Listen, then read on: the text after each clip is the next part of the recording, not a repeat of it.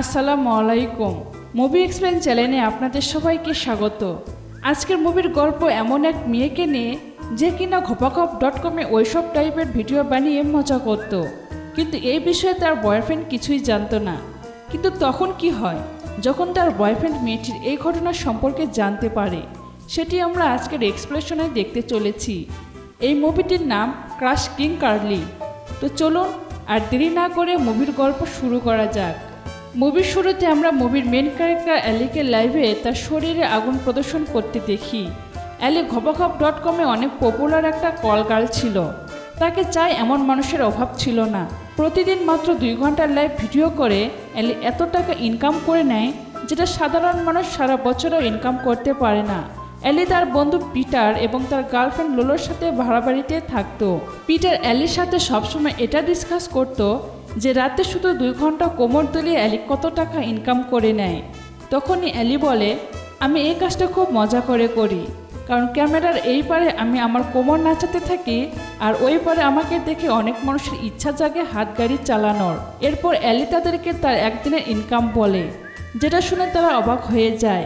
এরপরে alley Peter আর লোলোকে বলে, next লাইভের জন্য আমার কিছু মানুষ প্রয়োজন, তাই তোমরা যদি চাও আমার সাথে কাজ করতে পারো। এর পরিবর্তে তোমাদেরকে পুরো ইনকামের 50% দেব। লোলো আর পিটারও রাজি হয়ে যায়। এরপর 3 জন মিলে তাদের পরবর্তী লাইভের জন্য লেগে পড়ে। বিকেল হতে না হতে তাদের পেমেন্ট চলে আসে। পরে লাইভের জন্য অ্যালি সিদ্ধান্ত নেয় সে পরের লাইভটা সবার জন্য ফ্রি করে দেবে। এটা শুনে লোলো বলে, সব ফ্রিতে দেখালে আমরা কি পাবো? তখন অ্যালি তাদেরকে বোঝায়। সে বলে, আমি আমার প্রথমের বডির অর্ধেক অংশ দেখিয়ে লাইভ করব, যেটা ফ্রি হবে। এতে অনেক বেশি মানুষ সেটা দেখবে। আর আমি পার্ট 2 যখন করব তখন আমরা সব দেখাবো, আর এতে আমাদের ইনকাম অনেক বেড়ে যাবে। অ্যালির বোঝানোর পর লোলো আর পিটার সব বুঝতে পারে। এরপর একদিন যখন অ্যালি লাইভ করছিল তখন তার পিছনের দেওয়াল ভেঙে যায় আর সে পাশের ফ্ল্যাটের মধ্যে গিয়ে পড়ে। তখনই তার দেখা হয় ম্যাথিউর সাথে। সে সেই দিনে ওই বাড়ি ভাড়ায় নিতে এসেছিল। ম্যাথিউকে দেখে অ্যালি সেখানেই অজ্ঞান হয়ে যায়। দেওয়াল ভাঙার শব্দ শুনে বাড়ির মালিক সেখানে চলে আসে আর এই ঘটনার জন্য লোলো পিটার আর অ্যালিকে অনেক কথা শোনায়। এখানে তারা একে অপরের সাথে পরিচিত হয়। ম্যাথিউর ফ্যামিলির বিজনেস ছিল, সে ওখানে আর্কিটেকচারের জব করত। অ্যালি প্রথমবার ম্যাথিউকে দেখে তার প্রেমে পড়ে যায়। এটা শুনে পিটার অ্যালিকে বলে, তোমার মনে নেই এর আগে তোমার সাথে কি হয়েছিল? আমরা যদি তোমার সাথে না থাকতাম তাহলে তুমি আজকে বেঁচেই থাকতে না। তখন অ্যালি বলে, সবাই আমার বয়ফ্রেন্ডের মতো না। তখন লোলো বলে, ম্যাথিউ যদি তোমার এই জব সম্পর্কে জানতে পারে তাহলে ঝামেলা হয়ে যাবে। তখন অ্যালি বলে যে সে এই বিষয়ে কখনো জানতেই পারবে না। এরপরে একদিন অ্যালি ম্যাথিউ ভাঙা দেওয়াল ঠিক করার জন্য কিছু জিনিস কিনতে মলে যায়। তখন মলের মধ্যে কয়েকটা ছেলে অ্যালিকে দেখে হাই দেয় আর তার প্রশংসা করতে শুরু করে। তখন ম্যাথিউ অ্যালিকে বলে, ওই ছেলেগুলো কি তোমাকে চেনে নাকি? অ্যালি বলে, হ্যাঁ, আমি কি দেখতে কোনো সেলিব্রিটির থেকে কম? ম্যাথিউ অ্যালির ব্যবহার কিছুটা অদ্ভুত লাগে। অ্যালি অনেক ছোট ছোট জামা পরে মলে এসেছিল আর সেখানকার সবাই অ্যালির পায়ের নিচের দিকেই তাকিয়েছিল। ম্যাথিউ এটাই খেয়াল করছিল।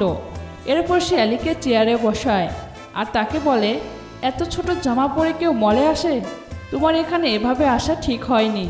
তখন অ্যালি বলে, যারা দেখছে দেখতে দাও, আমার এতে কোনো সমস্যা নেই। মলে অ্যালির একজন সাবস্ক্রাইবার ছিল। অ্যালিকে সামনে দেখে তার অবস্থা খারাপ হয়ে যায়। এসব দেখে ম্যাথিউ কিছু কিছু বুঝতে পারছিল। তখন ম্যাথিউ অ্যালিকে বলে, তুমি কি আমাকে বলবে তুমি আসলে কি করো? তখন অ্যালি বলে, এখানে না, বাড়ি চলো, বলবো। বাড়ি এসে অ্যালি ম্যাথিউকে সব কথা বলে দেয়। এসব শুনে ম্যাথিউর অনেক খারাপ লাগে, কিন্তু সেও অ্যালি সমস্যাটা বুঝতে পারে। তখন সে অ্যালিকে জিজ্ঞেস করে, তুমি কি আসলে এই কাজ করে মজা পাও? তখন অ্যালি বলে, এই পৃথিবীতে এমন কোনো কাজ নেই যেটা করে শান্তি পাওয়া যায়। আমি বাধ্য হয়ে এসব কাজ করি। অ্যালির মনে হচ্ছিল ম্যাথিউ তাকে তার কাজের জন্য খারাপ ভাবছে। এটার জন্য অ্যালির মন খারাপ হয়, কিন্তু ম্যাথিউ বলে, আমি কেন তোমাকে খারাপ ভাববো? বরং আমি এটা জেনে খুব খুশি হয়েছি তুমি আমাকে সব সত্যি কথা বলেছ।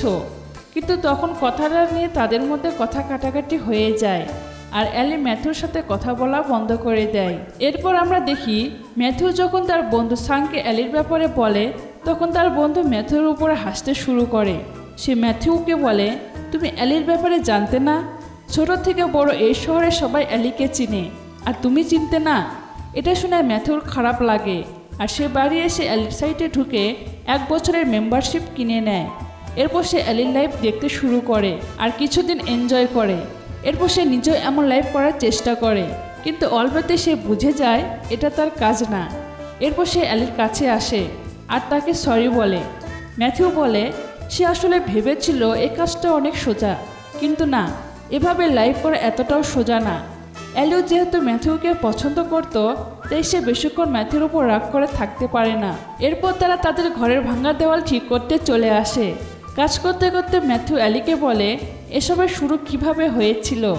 তখন আমাদের ফ্ল্যাশব্যাকের ঘটনা দেখানো হয়। আমরা দেখি অ্যালি যখন স্কুলে পড়তো তখন তার বোরিং ব্রেকের জন্য সবাই তাকে নিয়ে মজা করত। এই কারণে অ্যালি মাঝে মাঝে স্টোর রুমে গিয়ে বসে বসে একা কাঁদত। একদিন অ্যালি যখন স্টোর রুমে বসেছিল তখন সেখানে স্কুলের সবচেয়ে পপুলার ছেলে ব্রাইন আসে। কিছুক্ষণ কথা বলার পর তাদের মধ্যে গভীর বন্ধুত্ব হয়ে যায়। তাদের এই বন্ধুত্ব ভালোবাসায় পরিণত হয়। কিন্তু ব্রাইনের উদ্দেশ্য অন্য ছিল। সে অ্যালির সাথে ঘপাঘপ করার সময় তার ভিডিও বানাতে শুরু করে। তখন অ্যালি কোনো রকমে সেখান থেকে বের হয়ে আসে, কিন্তু এরই মধ্যে স্কুলে কেউ খবর ছড়িয়ে দিয়েছিল যে অ্যালি টাকার বদলে ছেলেদের সাথে ঘপাঘপ করে। এসব সহ্য করতে না পেরে অ্যালি সেখান থেকে তাইওয়ানে চলে আসে। এর পাশাপাশি সে তার চেহারায় প্লাস্টিক সার্জারি করিয়ে নেয় যাতে কেউ তাকে চিনতে না পারে। আর যে কাজের জন্য সবাই তাকে বদনাম করেছিল সে ওটাকে হাতিয়ার হিসেবে ব্যবহার করে লাখ লাখ টাকা ইনকাম করে। অ্যালির এসব কথা শুনে ম্যাথিউর অনেক খারাপ লাগে, কিন্তু তার মেশিন তো অন্য কথা বলছিল। সে সময় নষ্ট না করে অ্যালিকে পাপ্পি দিতে শুরু করে, কিন্তু অ্যালি বলে এখন না, সব আস্তে আস্তে হবে। আর এতদিন তুমি আমার ভিডিও দেখে হাত গাড়ি চালাও। এই বলে অ্যালি ম্যাথিউর জন্য স্পেশাল লাইভ পারফরমেন্স দেয়, যেটা দেখে ম্যাথিউ কোনায় বসে হাত গাড়ি চালায়। একদিন ম্যাথিউ অ্যালিকে নিয়ে চার্চে যায়। সেখানে তাদের দেখা হয় ম্যাথিউর বন্ধু সাংয়ের সাথে। সাং অ্যালিকে দেখে চিনে ফেলে আর তাদের সামনে খারাপ খারাপ কথা বলতে শুরু করে। এসব দেখে অ্যালির আগে মাথা নষ্ট হয়ে যায়। সে সাংকে কিছু বলার আগে ম্যাথিউ তার হাত ধরে নেয় আর তাকে বাইরে নিয়ে চলে আসে। বাইরে এসে অ্যালি ম্যাথিউকে বলে তুমি কিছু বললে না কেন? তখন ম্যাথিউ বলে সাং অনেক রাগী ছিলে, ওকে বুঝিয়ে লাভ নেই। এই বলে সে অ্যালিকে প্রপোজ করে। এরপর আমরা দেখি তারা রুমের মধ্যে ঘপাঘপ করছিল। আসলে ম্যাথিউ অ্যালির লাইভ অপশনটা অন করে দেয় আর তাদের ঘপাঘপের ভিডিও সব জায়গায় ছড়িয়ে যায়। অ্যালি ম্যাথিউর কাছে এসবের কারণ জানতে চায়।